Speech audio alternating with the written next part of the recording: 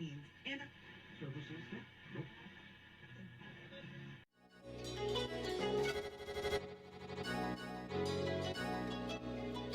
let's go. He wants to jump 1,000 cars. Sir, you have 1,000 cars. I don't think I'd attempt to try this stunt. Or we owe this horsepower to Uncle Sam.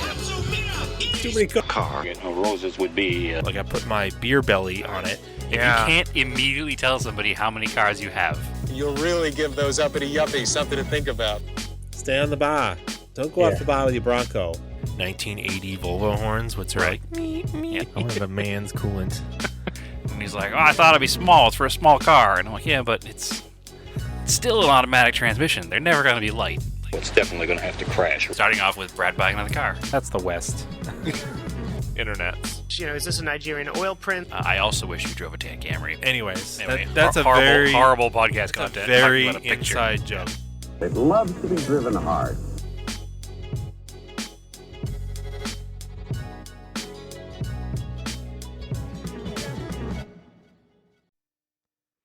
All right, welcome to another episode of Auto Off Topic.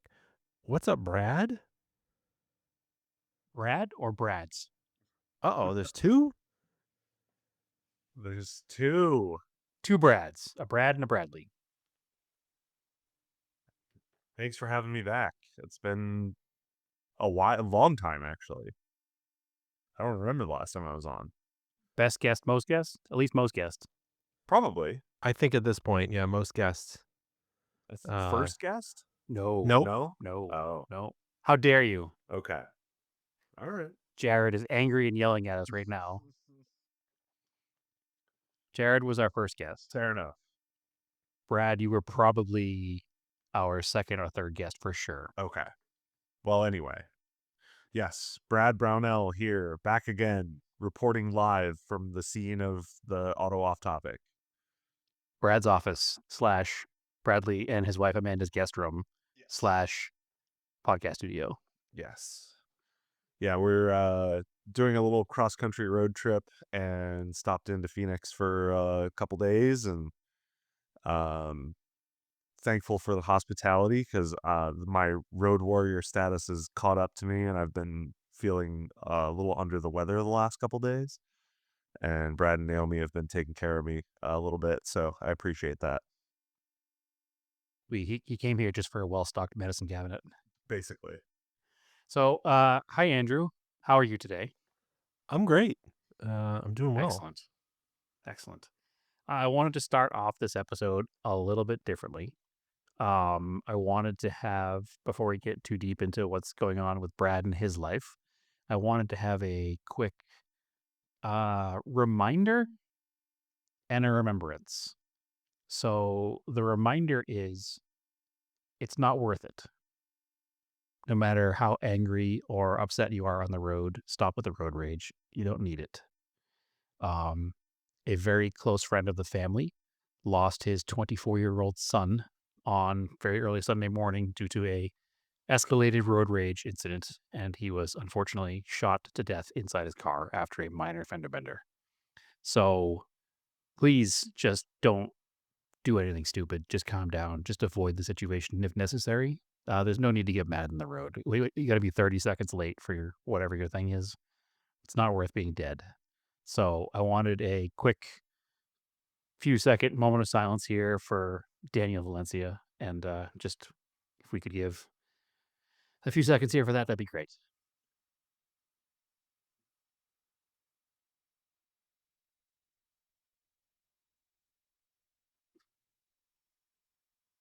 So rest in peace to Daniel, and thoughts to his family.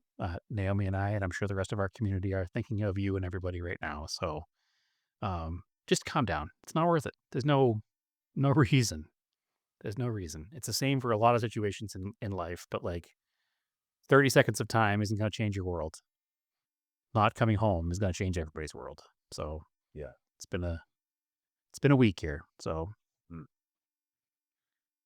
and on that note, well, I mean, I've been doing a bunch of miles on the road, and I can tell that there's a lot of angry people out there, and people that are in a hurry, and people that are rushing around. It's like, I'm just I mean, I'm in a big old Sprinter van, so like I'm hanging out in the slow lane, doing my own speed and, going my own pace, but getting, you know, even semi trucks and stuff now are so impatient, and it's crazy, man. Just slow down. Yep. Not Even worth I, it.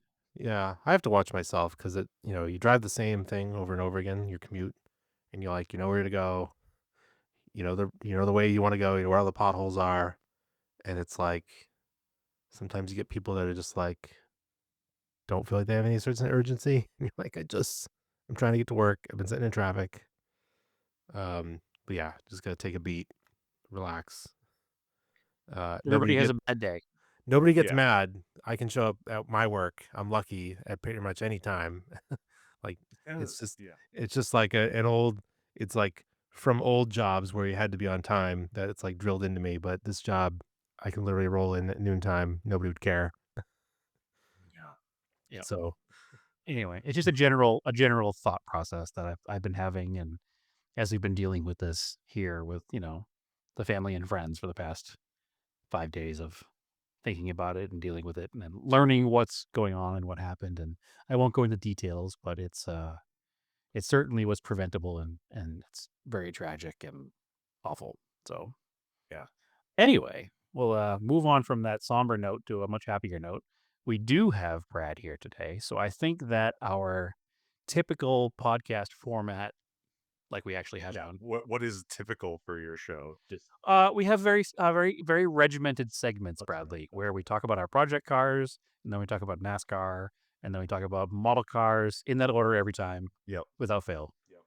That's the plan anyway. It's written down. we gave Doesn't up on happen, but it's written topics down. a while ago. I should do some more. I've been thinking about it. I've been trying to get back. We didn't give up on topics. We both just got too busy in real life. It's true. I think is what happened. So it changed to more of a Yeah. conversational podcast, but I've been thinking about doing it. So if you've got a suggestion for a topic, you should actually go to our Discord and you should tell me.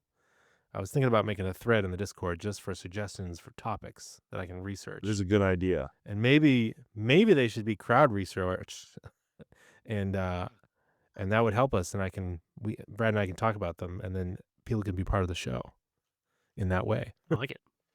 That would be cool.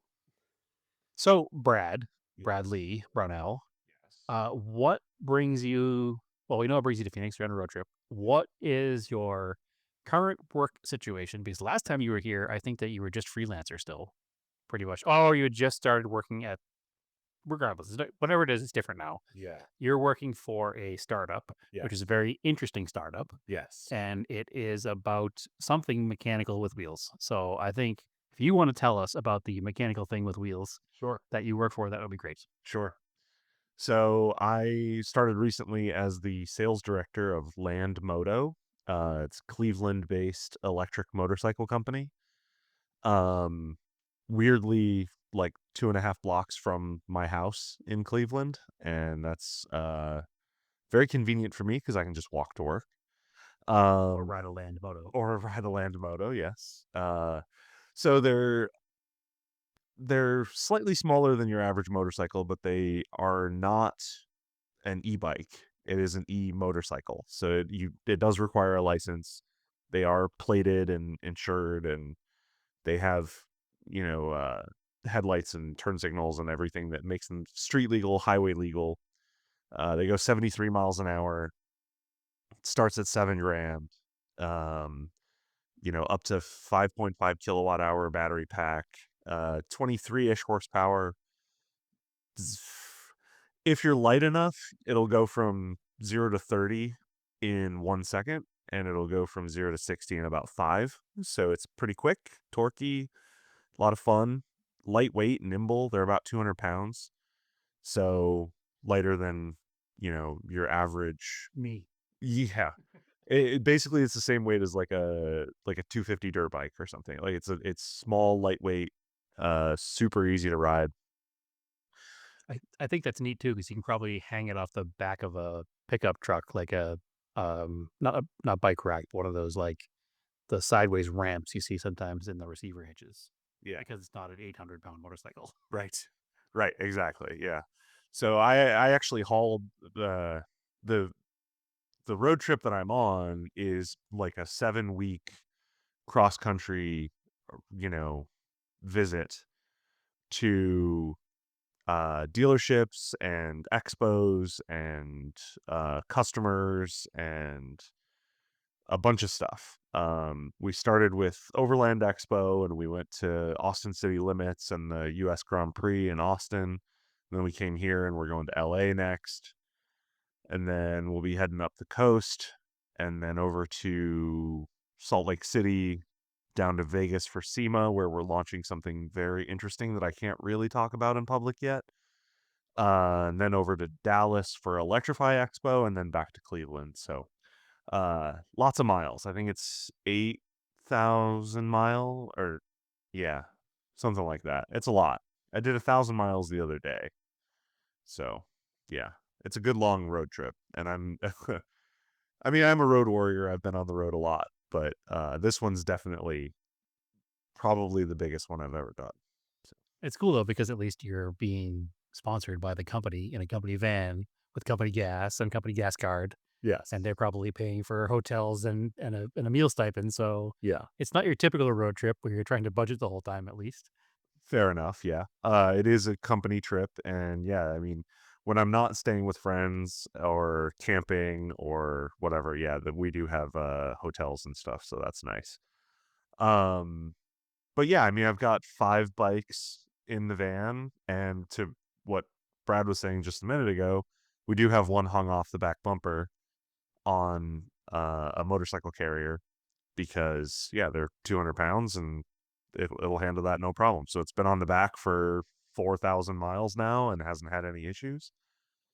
And the only issue is that it's a long wheelbase Sprinter extended uh, box with a bike hung off the back of it. So in Phoenix, where there's no gutters, when the road dips, it scrapes basically every time.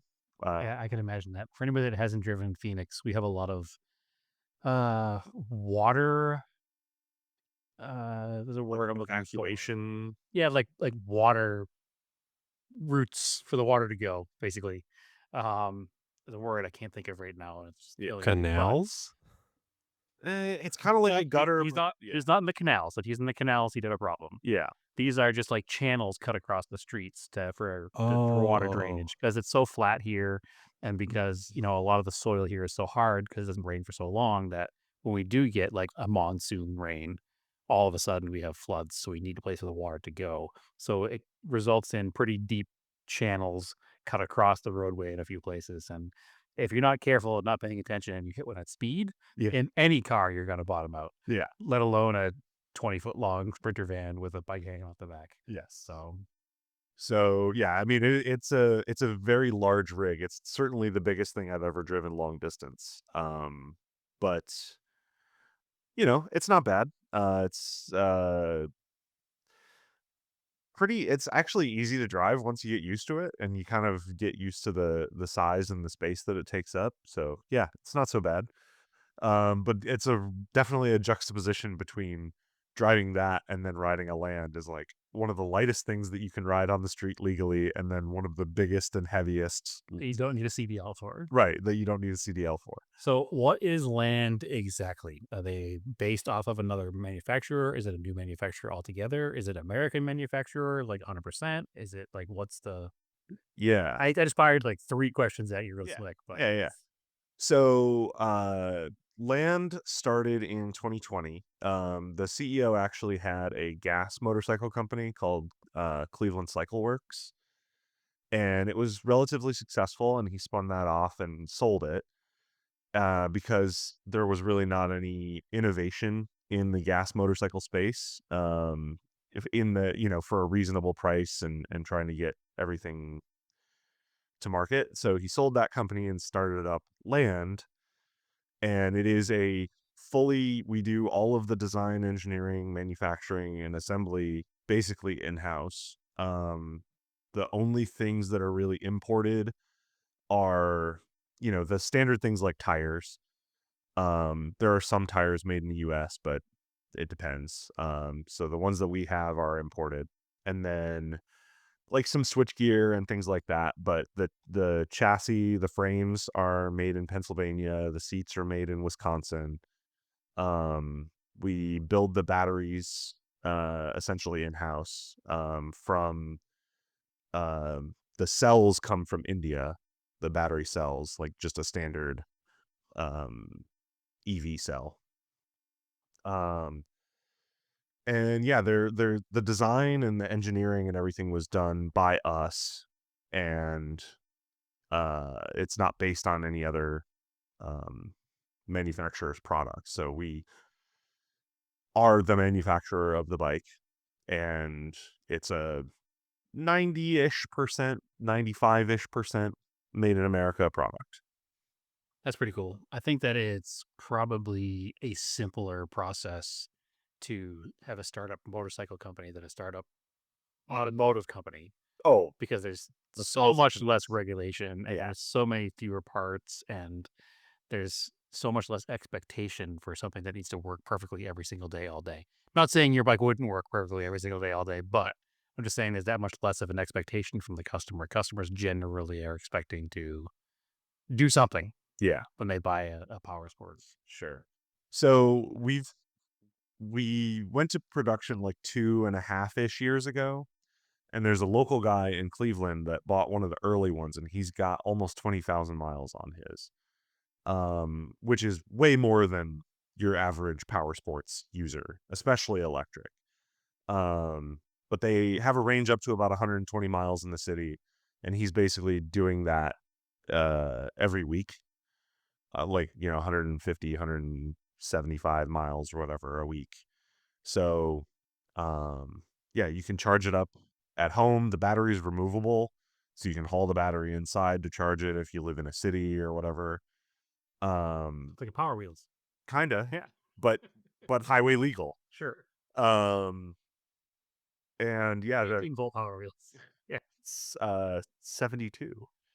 Um, and you can the main reason that the battery was removable, it's not integrated to the chassis, is that as battery technology improves, you can replace the battery without having to scrap the whole bike.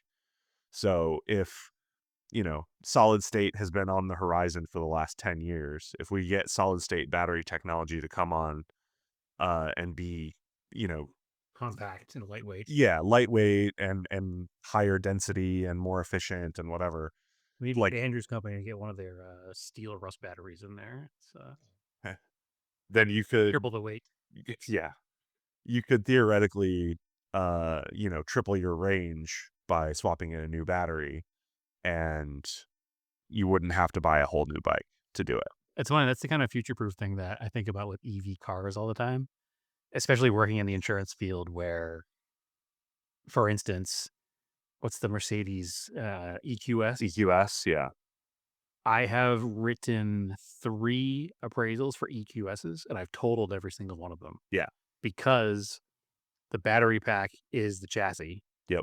And Mercedes has a tolerance for scratches and scrapes that once you've surpassed that, you have to replace the battery pack. But because automotive EVs have the world's worst resale right now, Yes. combine that with a Mercedes resale, which has never been good. Mm-hmm. They're $90,000 plus, and when they're 2 years old, they're They're $40,000. Yeah. And the battery pack's 60. Yeah. So it doesn't take much to total one, unfortunately. Right. And I think about that immediately because obviously we're trying to do batteries and electric for environmental purposes, right? Sure. And if we're just throwing things away every 2 years, they're not very environmental. And cars don't have that thought process yet of a universal battery pack. Like your Mercedes battery pack is not your Ford, is not your Tesla, is not Right. your Kia. There's no interchangeability. Even if the cells are the same inside, they don't Right. make them interchangeable. So Exactly. I think that's what has to really happen for the mass adoption of electric vehicles is to have more universal battery technology, I think, because Or at least rebuildable batteries. Sure. Or like, if you could just put all those cells in a new case and it wasn't, a $40,000 procedure, right. that might make more sense. And that's kind of where we are with these, is like we just have a stainless steel case with a handle on it that you can, I mean, it's sealed from the factory, but like we can take it apart and replace an individual cell if need be. We haven't had to need to do that yet, but that, you know, in theory, that is what's possible in the future. And like our batteries are smart batteries. So like we can remote into your bike and see the degradation of a cell from, home base. And we can tell that, hey, this either the battery needs to be replaced or whatever. Again, this is something we haven't had to do, but it helps with diagnostics. It helps with future proofing. It helps with, further on down the line. Future proofing is important to me, and it's part of the reason that I don't like a lot of modern cars because I'm afraid of the future. And it's probably like old man yells at cloud, right?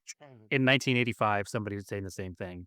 Well, man, when this 85 Regal dies, we're not going to be able to fix this computer, and the car's never going to run again. Right. And here we are fixing it. So maybe I'm being a little too negative here, and I'm sure Andrew is laughing in the background too because I've always said stuff like this. But um, I do like that future proofing thing because right now we're seeing like if you drive like a 2012 car, your Bluetooth might not work with your new iPhone 73. Like, Yeah. it's not compatible anymore. It doesn't work very well. And there's no way to really update the factory part of the car unless you want to modify, obviously, with head units and stuff. And then Right. you can't even do that anymore either because the head units are integrated into the dashboard and Well, the whole thing. So what was the thing recently where like 3G like went offline? yeah, So like any early, device you have is gone. yeah. All done. So early cars that had 3G you just can't use them anymore for that. Yeah. So Yeah. I am against a lot of that stuff, or just the other day we had, Amazon Web Services went down and how many things couldn't be used because AWS was down. You don't think about it, but like people's smart mattresses went haywire. Like it's dumb. That's one of the things that I love about our bikes is that while they are smart and they have like tracking and all of that kind of stuff, the bike doesn't do anything that the rider doesn't want it to do. Okay. So like there's no Turn home Jeeps. yeah, there's none of that for sure. But like we kept it super, super simple. So like we don't even have ABS on our bikes, which like there's arguments for either case on that, but like I like the ability to say when I'm braking, it's me doing the braking. Sure. And it's doing what I want it to do. And I also like there's no traction control, there's no anti-wheelie, there's no anti-stoppy, there's no, some of these bikes that are coming out today have this like Bosch 8-axis what they call a IMU, and it controls like lean sensitive traction control. So like the traction control is more active when you're leaned over. Knows how much contact patch is left. Exactly. Yeah. Interesting. And then there's like it'll throttle your throttle when you want to do a wheelie. It has anti-wheelie so that you can go faster. So like launch control and all that kind of stuff. It's like I think we might be going too far with this. Like the whole point of a motorcycle is that it's man and machine, So, and people always ask me like, does it have regenerative braking? And it doesn't. And one of the main reasons for that is like, well, it wouldn't be any more weight. But the issue with regenerative braking is that the bike is braking without you intending to brake, without you pulling a lever. So if you go barreling down into a corner and there's dirt across the corner and it locks up the rear tire and spits you out the other side, you could go off a cliff or something and like you wouldn't even know why the bike did it. So interesting. So I don't really think about regenerative braking in concert with ABS, but obviously it has to on a car for the same situation because the same situation, while less dangerous, could certainly happen in a car if it wasn't ABS. Yeah. I never thought about that. We drive my work car is a hybrid, and Maverick's a hybrid. It's just become a normalcy to have a car where you just come off the gas and the car almost comes to a stop on its own without you thinking about it. Yeah. One pedal driving. We don't quite have one pedal driving in our cars, but it's I've driven some with it, and it definitely is like disconcerting a little bit. I mean, if you're used to it, you're used to it. But like, I wouldn't want that on a motorcycle. No, I wouldn't either. I feel like standard controls on a motorcycle are even more important than a car. Yeah, it's part of the reason I've never bought like an early 60s British bike because with the throttle and everything and shifting on the opposite side, Mm-hmm. the shifting on the opposite side, clutch and brake are opposite. And Yeah. you'd probably crash it immediately. Yeah, yeah, And I wouldn't be able to go back and forth from a new bike to an old bike because of that. So yeah. Right. maybe one day I'll try it, but probably not. Yeah.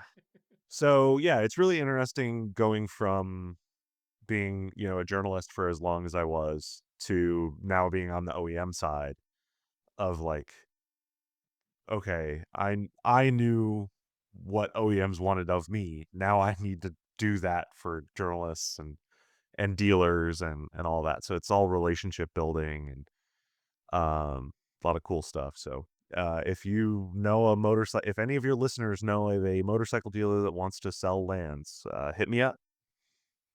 Excellent. Well, that's very cool. Yeah. So now that the promotional push is over, Sure. what in your personal life, you have a fleet of cars. Ugh. We've talked about a few of them. We won't get into anything that's been dormant for a long time, but we have not talked about probably your 996 Turbo. I bet we've No, talked about it because you drove it. We talked about it then. Yeah. We haven't talked about it since you completely restored the car. That's true. So that's your project car update status for this episode. What is new on that car? Because it is one of the cooler Porsche turbos out there. I appreciate that. That's high praise. Yeah, so when I got it, it was kind of a track rat and it was beat up a little bit and it had seen better days. And I liked driving it like that, but also I've never really had a nice car. So I was like, if I'm going to do a nice car, like this is the one to do it to. I mean, this was the 996 of Auto Off Topic style. Like it was a beat down ratty mismatch panels. Like Yeah. it's not a Porsche Club of America, like Sure. show car, polished all the time. And it still won't be. I'm still going to pile miles on it. Sure. Um, I'm just saying so that listeners who are used to are talking about our rusty old Mitsubishis, off immediately because we're talking about a turbo Porsche. Yeah. Luckily, no rust. I bought it from California. I've driven it across the country a couple times. Excuse me. The polar's hitting me. So yeah, it's a 2001 911 Turbo. Typically those are all-wheel drive, but this one has been rear-wheel drive converted, so the front diff has been removed for lightweight and steering purposes. And it was in a kind of boring seal gray color, like a dark silver, and the interior was just gray, and I didn't really like it. So I sent it to a paint shop. And the whole idea with this car is to kind of do a throwback. A couple of years ago, Porsche built a car that they called I think it was 996 Club Classic Coupe. And it was supposed to be their vision of like what the ultimate 996 would be with modern technology. So they took like a Carrera 2 and put a GT3 engine in it, and they used like a modern blue color, and they put updated the interior and a bunch of stuff, but it didn't look right. It didn't fit my idea of what a 2001 car would be. So it's like, I'm going to do something that's more period correct than what Porsche did. Your brain said, there's not enough aqua. Yes, exactly. So we chose, I talked to the painter and we chose, Ocean Jade Metallic as the color, and it is like a teal or 1994 Ford Road GT. kinda, yeah. Very, very aqua, very teal. Great color in person. It doesn't photograph particularly well, and like whenever you tell people about it, they're like, "Man, that's gonna look terrible." But then they see it in person and go, "Oh yeah, I get it. That's awesome." And we color matched the wheels. So that's interesting and very period correct. And it was a sunroof car, so we took out the roof and replaced it with a carbon fiber panel. And then right now the full interior is getting redone in green cloth and leather. So it's like a It's like a lighter shade of green. It's not like a forest or a hunter or something, but it's a good quality Italian leather with like a wool insert for the I'd centers say of the the seat. green is kind of like if you made a nicer version of like I no, it's not. I had an idea in my head, and now that I'm thinking about it more, I don't like it. So Okay. I say it. It's not a military green at all. It's a very light green. It's like a really light olive, Yeah, kinda. like a pimento olive. Is that they call it the green Maybe. ones? Yeah, Yeah. it's good. It works. It fits with the aqua. Yeah. In your brain right now, I know everybody listening is saying Yeah. that doesn't work with aqua. Yeah. But it does work with It definitely does. It's in the same family. Yes. Doesn't look. You don't think it would, but it does. And we also paint match the center console and the seat back of the driver's seat, because the driver's seat is a sport bucket from a later 991. And I'm throwing numbers out that I know Brad's just like his eyes are glazing right now, but I've been forced to learn portion numbers. I can't avoid it. but yeah, it's really cool. It's almost finished. The seats are done. The door panels are done. I put the carpet in. We just need to do the dash and the headliner and the rear seat delete, and then it'll be ready to ride. Just got a bunch of mechanical work done, so it drives better than it ever has before. I need to do coilovers this winter. Add that to another project of mine that I need to do this winter. And yeah, that's where we're at.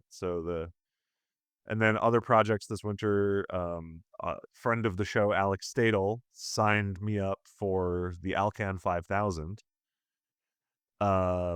So we're going to co-drive that in my 2014 Cayenne diesel, which technically is my wife Amanda's daily driver, but now it's going to be the rally car. Slash race car. Yeah, race car. So I need to prep that for the rally next summer. And then I'm doing some like fuel injection upgrades for the 912E. And I just bought a Ducati Monster like a year ago that needs a belt service. So I'm very nervous about doing that myself, but I'm going to learn and figure it out. So those are my winter projects. 996 is almost finished, and that'll be like my first real big boy project that I've finished from like start to finish. So Excellent. yeah, It's very cool. yeah. Andrew, will you get any project updates this week? Other than, so I'll comment the interior color. So I've only ever seen it in pictures. To me, it looked more on the teal side, but I'll take your word for it. That's more of a olivey color, I guess. But Yeah, it's weird to say. It's not teal. Yeah, it's not really olive and it's not really teal. It's like a Olive. it's like pale leaf green, maybe. it does I don't know. complement. Yeah, I'll give you Yeah. that. yeah, So yeah, I've been It's in Pantone family. yeah, yeah. sure. Yeah, I've been trying to work on the Volvo. I've now been waiting almost 2 weeks for alternators. The one with the pulley that I ordered is somewhere in UPS, somewhere. The tracking is just like in the system, no delivery date all of a sudden, which is really confidence inspiring. It's like this So- happened to you before, not that long ago, on something else, and it just showed up eventually. The intakes were coming from Sweden, so it wasn't even USPS. These were coming out of Texas. Okay. So yeah, that's kind It of was just annoying. in Texas. I could have picked it up for you. Yeah. Like, this is a big place, man. No, it's. I mean, I drove across the whole thing, so.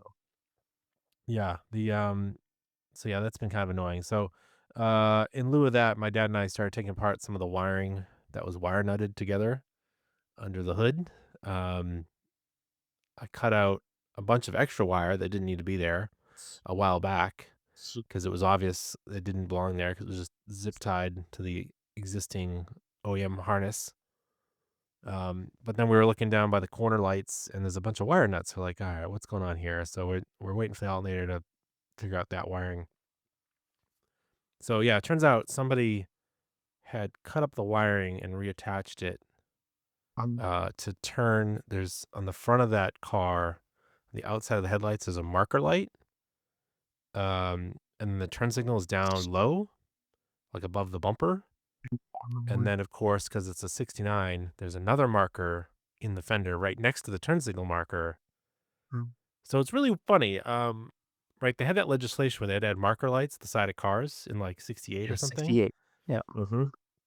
So we were looking at it, and the turn signal is a dual filament, and it has a marker. And maybe it just doesn't turn on or something.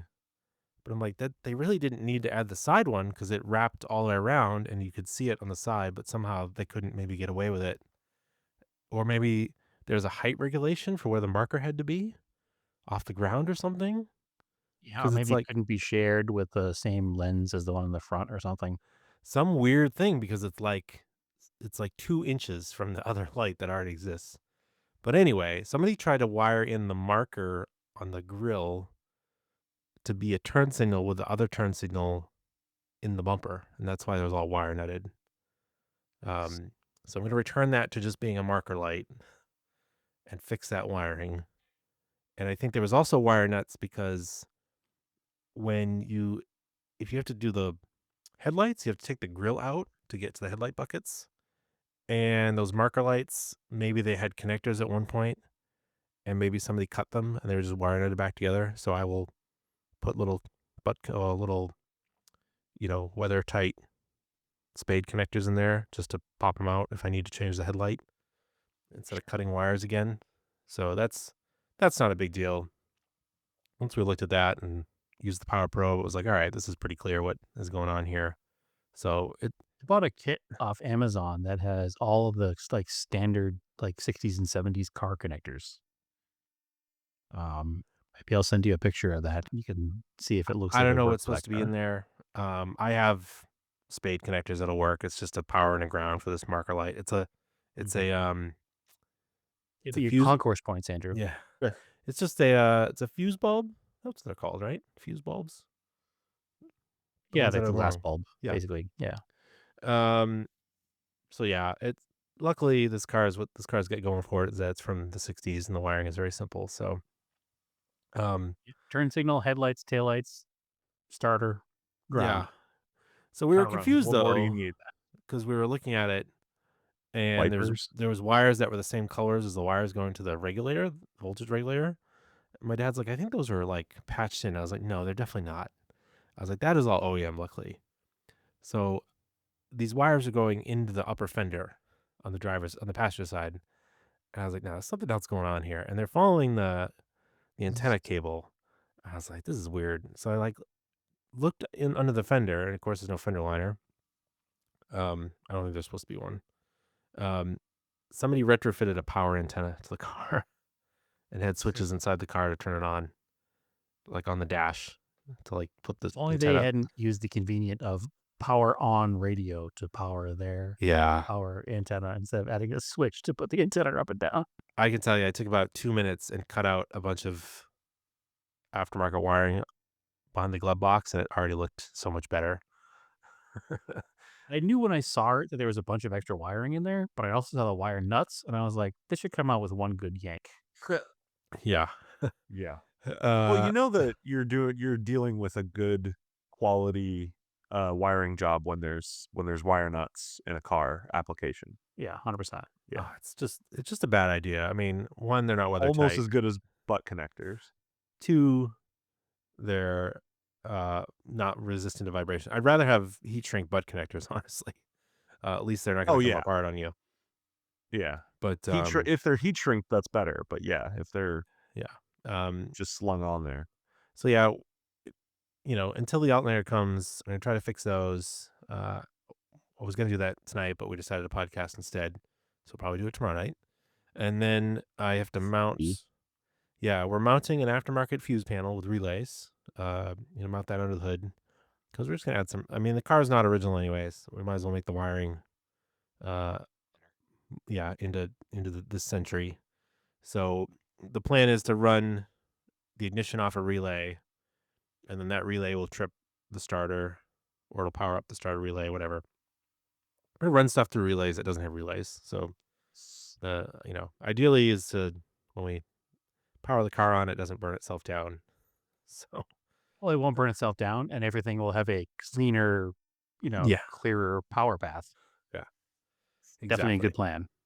So that's what we're working on. It's not, it was way more intimidating fixing the wiring on like the Galant or something because there's just wires everywhere. But this is like, all right, now we can see what's going on. It's not a big deal. It's just going to take a few hours of just stripping and crimping stuff back together. So Super Cool. simple. Yeah, that's pretty much all I've been working on for Project Karis. Well, I committed the cardinal AOT sin. What'd you do? I farmed a car out to be fixed. Uh-oh. Which car? It's not really an AOT sin, but it's my own personal sin. Like, I like to just have that I did it myself mentality, right? The most I can. But the Arizona Rising Sun Rally that I host is happening this Saturday. So that's a couple days away. And in a couple of days, I don't have time to do the job. So I sent my Eclipse over to Stepson Jordan, who has some time to do it. And he's actually started last night, should finish it tonight, and have the car back tomorrow with AC in the car again. So it's not out of my capability and not out of my skill set, but it's out of my timeline is the problem. So I'm knocking this one out by having it done by somebody else. So I can't really say it's a project car update, but I guess it is because I don't have to do it now. He's also a And really this good will tech. free up. And no What's offense, that? he's also a really good tech. No offense, he'd probably do it quicker than you anyways. No offense taken. He will definitely do it better than me. Not better than me, quicker than me. Because he is a tech. That's the difference between a tech and a hobbyist, right?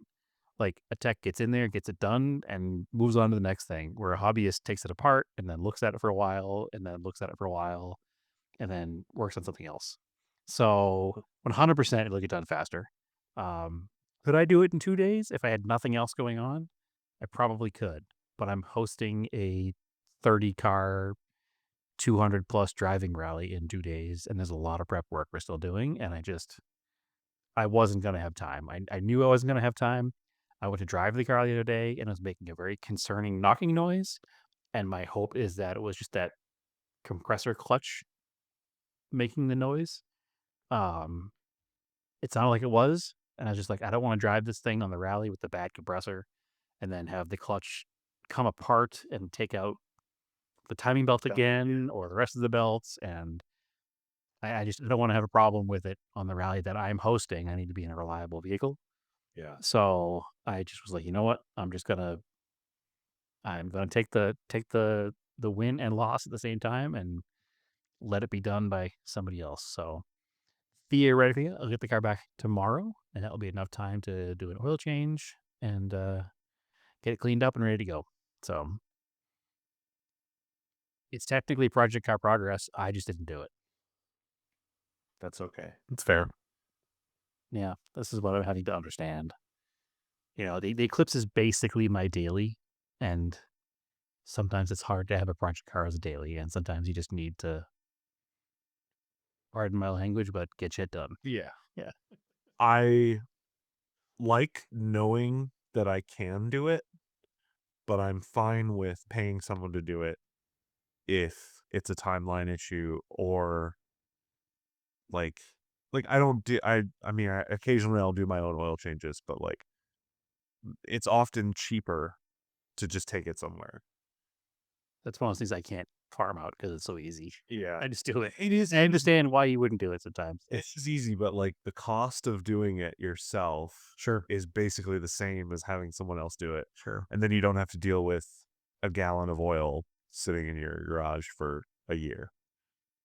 The other kicker for me with this car is that I was incredibly frustrated with it because it was a year ago when I had the entire head off the car, and I could have easily just, had I known it needed it, slapped the compressor on then. Yeah. But obviously it wasn't broken then, because the compressor on the 4G63 is under the intake manifold. So it requires removing the intake manifold or not technically removing the intake manifold. It's easier without the intake manifold on, I should say. It can be done with it in place, but again, it was time. I ran out of time. That's my great shame. Sorry.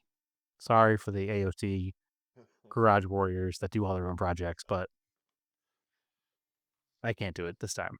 Yeah. So if I didn't also have the Corolla torn apart in the garage and all of the timing belt stuff for the 944 and just this and this and this and this and this, I haven't. Didn't have time. Yeah. It's life. Yeah. It's life. Anyway, Andrew, that's my entire project car update status, is that I haven't done anything and I'm having somebody else do something. All right. So That's fair. can we build a podcast off of that?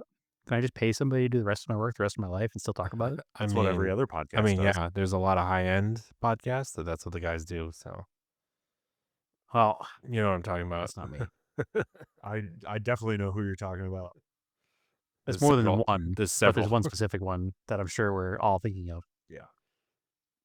But It is what anyway, it is. NASCAR? What do you think? Good race. Talladega was awesome, right? It was a really good race. Especially the last 12 laps. It was a really good race. I mean, anybody in the top 6 could have won that race, and they did. Yeah. The wrong one won, but it is what it is. Could have been worse. I don't mind Chase Briscoe. No, I don't mind him. If a JGR driver that's not Hamilton has to win, Chase Briscoe's okay. It was awesome watching Larson just run out of gas, though. 100%. That made the entire race for me. Watching Larson fail is always my favorite part of a NASCAR race. And That's then pretty good. and then Byron getting spun and ended up in 25th. So Yep. Also was not upset with that. I'm just like very anti-Hendrick, very anti-Penske. As one should be.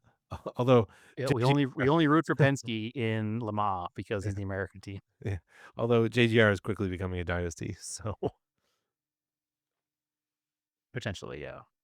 I just, as unfortunately, there's no small teams left in the playoffs. No. So we have to pick like the least bad of the bad. The best bad? Least bad guy? I mean I guess. the Toyotas in general have been dominant in the playoffs. It's crazy. Yeah, they have been for sure. So But yeah, no, it was a really good race. I'm looking forward to this weekend as well. I think will also be a good race. So there wasn't a lot to talk about. It was the last like 10 laps of the race really were the race this time. Yeah. And our boy Bubba was really close to winning again. The man is like top 5 more than his entire career this year. Also, Like- I believe SVG was top 10, maybe 10th Yeah, he had a day. on a That super was interesting speedway. when he spun going into the pits when he hit that spot of water. And he's like, I hit the water. And the commentator's like, there's no water. And then back to the replay and they're like, huh, he hit the water. Because there was like a seam in the track and it had rained the day before, the evening before. And as the race was going on and the cars were driving over it, they must have been causing enough vibration for water to come out of the seam. And when they all came in off the banking to go into the pits, you see the spot of water right in front of him, and you see his wheels hit it, and his back wheel hits it, and the car it does a little wiggle, and his tires are wet, and he can't catch it. And he did a pretty good job saving the car, though, and not hitting anybody or taking anybody else out. So it still managed to not lose a lap because he didn't lose a lap and got back out there. And yeah, he was top 10 on Super Speedway, which is like SVG will eventually dominate NASCAR. I was gonna say is once he fully figures out oval racing, he's a champion for this. 100%. So Hamlin better get a championship this year because it's not going to be long before SVG is going to have one. Yeah. Honestly, I hope Hamlin missed goes this all the way. race. Yeah. I missed this race because I was at the F1 race in Austin. So I know you guys think that's boring and that's fine, but Listen, we gave you 5 minutes to talk about Porsches. We're not going to go to F1 now, too. I will say, my wife and I went to an F1 race in 2007 at Indianapolis, and the vibe there was so much better than it was last weekend. because now it's all hype. It's all Right. people want to be there to be seen being there or whatever. And like half the crowd started leaving with 20 laps left. I was like, what? Why would you pay this much money to be here and not stay for the whole thing? Like, what is wrong with you? For the They already bought lights. their T-shirts. Yeah, right. Yeah. Yeah. So, yeah. And I think when we went in 2007, the tickets were $70. And this time they were $275. Oh, it's not as much as I thought. It's a lot. I mean, it was $544 for both of us. Like, it's not cheap, No. but I've heard horror stories of like $1,000 plus tickets. So Oh yeah. Well, this was general admission sitting in the dirt. So Okay. yeah. I don't know what it was to sit like in the stands, but a lot more than what I probably 700. Yeah, probably. Yeah. Yeah. So, So Yeah, I wouldn't not go to an F1 race. I just wouldn't probably go out of my way to go to an F1 race. it was cool, but we were walking out and it was like, yeah, it'll probably be another 18 years before we do this again. Maybe by then, F1 going to Apple TV will have caused it to fail because not enough people will subscribe. It'll be out of the country. I don't think so. Just think it aloud. it's really big. don't Like I think so. know it's so many people that aren't supercar people are into F1. Yes. It's It's strange. because, Andrew, it's a lifestyle brand. Yes. It's no different than people who don't play basketball wearing Jordans. 100%. Yeah. It is exactly that. It's Sunday, Monday morning quarterback. It's the same thing of like, I watch the sport. I feel like I'm a part of the team. I have a guy to root for. I like the drama. I follow all the, off track stuff as much as I do the on track stuff. All of the drivers have their own streetwear brand. It's a thing. Like, I don't subscribe to any of that. I just go for the racing, but like, That's because you were a fan of the racing before it became what it is today. right. This was the same thing that happened, well, to a much lesser degree, the same kind of thing that happened to NASCAR in the early 2000s when it got it's hard to say over commercialized. It's NASCAR. Like, it's literally rolling billboards that we watch go around track for 3.5 hours. Right. But I mean, that's what racing is. Yes. Rolling billboards. it just got overhyped and over built up, and there was just too much of what is happening to F1 now. And I think that's where a lot of my current anti-F1 status comes from. Sure. Is that I became an anti-NASCAR fan during that period of NASCAR. And obviously we talk about it every week now, and I sit on the couch for 3 hours every Sunday and watch NASCAR because I'm absolutely obsessed with it again. Yeah. So It's Well, just funny too because you've got people that have gone out of it because they don't like it now. And I'm like, no, I like it now better than I did back then. I don't know why. yeah, I just true racing fans. We like the good racing. We don't care about the drama. We don't care about there being a reality show about one of the drivers, or we just don't care. We want to watch the racing. although the NASCAR series, the Netflix series on NASCAR is actually pretty good. 'Cause it just covers the playoffs. It's pretty good. Sure. It's worth watching. So many hours in the day to not watch more television shows. Yeah. So many things to watch. Yeah. I watched Drive to Survive, the F1 show, during the pandemic, and after that I was like, nah, I don't need to see that. Like, I watched the whole season. Why do I need to watch a recap? Sure. Like an 8-hour recap of all the racing that I just watched. Yep. No, thank you. Anyway, Andrew, it's about an hour. Yeah. I think it's a good show. You want to do any scale autocast first? Do you have anything to talk about? Talk about what I did? Well, What you did? we have been talking about how we got it back into RC, or you got me back in RC. We did. Which got you back in RC. Yeah, I played myself on that one, huh? You did. But you know what? It's a fun hobby because my son likes it too. So it's something him and I can do together because it's kind of hard with a 5-year-old to build a model kit. It's kind of hard. The attention span's not there. So, but you can Yeah, get it's him to probably drive 7 or 8, my first Yeah. real model kit. Exactly. But you can get him to drive a RC monster truck around. But anyway, I was like, I remember back just kind of when we started getting out of it, RC drifting was becoming a thing. And basically they're just taking like 4-wheel drive chassis and you put like plastic PVC tires on them and they drift around. And I was like, that's kind of cool. And I kind of kept track of it a little bit and then get back into the hobby. I was like, oh, RC drifting's still a thing. And was like, that's Problem probably is the we most. were real RC hipsters, and we had front-wheel drive RC cars. Yeah. So I was like, it's probably mostly a West Coast thing. Like, it's not like, I kind of assumed it was like touring car racing and off road racing where it was just bigger in California. And it was just like not even worth looking around here for places to do it. And that's kind of why we got into the crawlers, because the crawlers, you can use them out here in the woods and go for walks with them or use them in the yard or something. So, and they're scale, and that's what we like is scale. So, but the drift stuff was always kind of scale. I was like, I guess that was kind of cool. So then just kind of randomly the other week, we were talking about it. You and I were texting, and I was like, I wonder if there's one in Massachusetts. Cheating on the Uh, Discord. Private yeah. texting. I was on Instagram. And sure enough, there was a track 10 minutes from my house. That's where we talk about Scott. Oh boy. So yeah, I was like, well, when do they do stuff? Oh, Friday, Saturday, Sundays. Okay. So last Friday night, I was like, let me just take a ride up there, see what the vibe is before I even think about buying a chassis or anything. Because if it's just like weird people, I'm not gonna be into it. Yeah. Weird people that are... Never mind. I'm going to leave that one alone. I mean, you don't know. These people, me, I want nothing to do with it. You never know. I mean, sometimes you'd go to like RC racing back in the day, and the guys would not be very nice to you.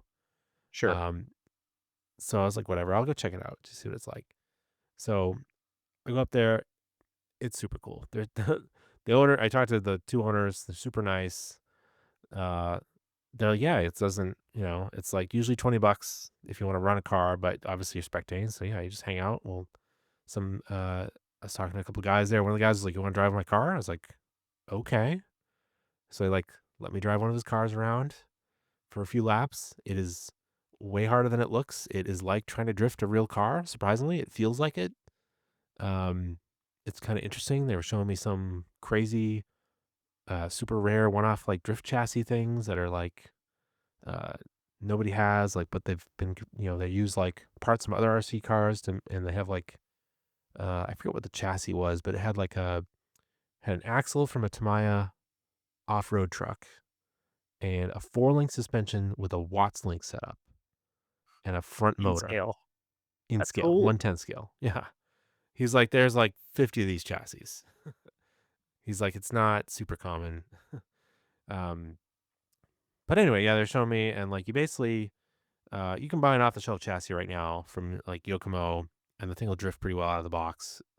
So yeah, anyway, I bought one. And Been that looking. showed up. Yeah, that showed up today. So that didn't last long. I was like, that's pretty cool, and it's only 10 minutes from the house. I don't have to drive like an hour to go do it. Problem is, I have to drive an hour to go do it here. Yeah, and I was like, this is a good excuse to like not do screen time. Like we're saying, go home and watch TV instead of like, after dinner, after kid bedtime, I can drive 10 minutes and do drifting for an hour or so and not feel like I wasted a bunch of time to get there. And just, do something in real life instead of doom scrolling or something. So no, that's a good way to deal with the real world. that's a new Not be in the real world. hyper niche exception obsession. I mean, it's hyper niche, but there's a lot of people doing it right now. It's not an uncommon thing. I didn't You've realize already that picked up a scale 70s car body and scale tiny watts and like it. Yeah, it's apparently a lot bigger than I thought it was. And it's interesting because I bought a bunch of the stuff. I've been buying a lot of RC stuff from A-Main. It's kind of a big website, but they have really good deals and stuff. And it's interesting because I bought a bunch of drift stuff, and you look at your invoice afterwards, and it was like included drift magazine, and I was like, what is this? So I got the box today. Yeah, sure enough, it's this U.S. produced indie drift magazine, and it's like the first issue, and that's cool. it's like, you can definitely tell it's like kind of homemade kind of ish, but Whatever. it It's a gave me zine. it gives me like the It's old physical media. Yeah, Yeah. it gives That's me the what's coming old back, brother. It's Yeah. coming back. The internet's dying and physical media is coming back. it gives me the old RC car action vibes, and I was like, this is pretty cool.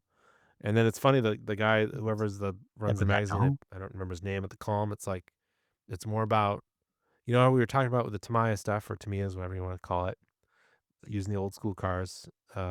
it's not for you and I, Brad. It's not about building the fastest thing to go super fast. You just want to drive it around the yard. We're just vibing RC vibes. I don't know. That's Sure. and that's what Immaculate drifting RC vibe. is. Yeah, you just like you go and you get into the little rhythm and you just slide around the track. I was like, you know what, I can get into And that. it's not cheap, but it's a shitload cheaper than drifting a real car. Yeah. Yeah, it is. The entire So- cost of your setup and a year of running it would be one evening in a real drift car. Exactly. One set of tires. Yeah. Oh, So Awesome. that's pretty cool. I will report back with how that goes. Yeah, I expect a full hour episode just about RC drifting once you've actually done it. I'm gonna actually try to make some little video content of building things. So I have some stuff stacked up from other things, but I should get I'd on be that. better at that too. I talk about that all the time. But I think that having Bradley here today is a kickoff to get more guests back on too, because we also have this. My internet is fixed, and we have It's a lot easier. Yeah, the podcast software is working well, and I think we can have some more guests on. So, Yep. we'll have to have somebody who's as close of a friend as Bradley on first, just to make sure if it does go awry, they don't waste their time because they're just our friend. yeah. Every once in a while you'll have a guest on, and then that episode will just never come out, and you just have to go, well, Bradley's talking from experience here, but it's because he was on the 300th episode special. So, you might worry about that. So if I'm doing my He was counting right, ignoring that. this is $3.95. Oh, wow. oh wow. So, Yeah. wow. 400 almost. And we started in Let's 2016. tease a 400th episode, then not Yeah. do anything about it. Just blank the whole week. We'll do We did. 399 and then right back to 401. Tradition. What happened to 400? Don't worry about it. Those episodes are secret just for us. That's between you, me, and the wall. But that's Patreon only. Those Yeah. are OnlyFans only episodes. Jesus. The No, Brad, we're not recording that right now. yeah. We're coming up on November. We started November 2016, so not quite 10 years. Next year will be 10 years. Wow. We old as hell. And we're old by podcasting standards. We should have been millionaires by now, but we don't grift anyone. So That's your problem there. yeah. You gotta do a little grift. I got a closet full of hats I haven't sold, let alone grifting. So, oh well. All right. Bradley, where can they find you? Oh God, well, I don't even remember where I'm. At plugin hi Brad on most social medias. I'm not really active on Facebook. I'm occasionally on Twitter, even though I probably shouldn't be. No. Listen, about- he's what the about one li- that sucks. Why should I have to leave? But the content sucks. There's good stuff there if you know where to look. But yeah, it does suck. I still post on Instagram, so you can check me out there, and then find Land Moto everywhere and give us a follow. You can see some cool motorcycle content. Maybe I'll ride one later and talk about it next week. You should. You definitely should. All right. Yeah, you can find me Instagram, Racing Anger, Threads, Blue Sky, whatever. Also, Off Topic on Instagram and Threads, and then Scale Autocast. Mostly trying to stick to Instagram these days, all that stuff. So, Brad, where can they find you? Mostly on Instagram, the same Scale Autocast and Auto Off Topic, and my personal account is, as always, and as much as that T's changing, it probably never will, TSISS350. All right, cool. As always, keep your cars analog and aim for the roses.